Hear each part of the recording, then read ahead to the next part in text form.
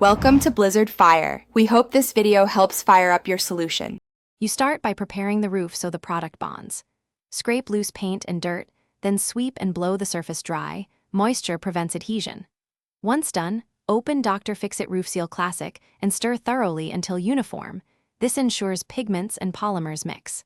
Apply a thin first coat with a 3-4 roller on flat areas and a brush on joints.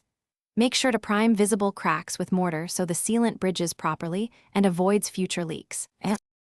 Next, you build protective thickness by layering. After the first coat skins over, usually 4-6 hours, apply a second coat to reach recommended coverage. This creates a uniform waterproof membrane.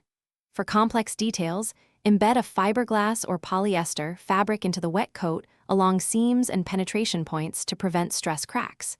Use a brush around drains and up stands for full coverage and a roller across flats. Make sure to level out puddles immediately so drying is even and adhesion stays consistent. Finish by allowing the membrane to cure.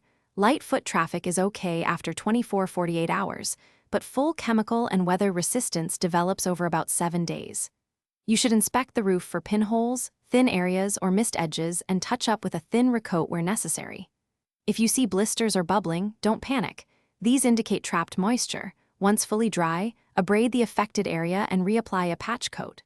Finally, make sure gutters and outlets are clear so water doesn't pond on the new surface. Thanks for watching. If you found this helpful, don't forget to like and subscribe.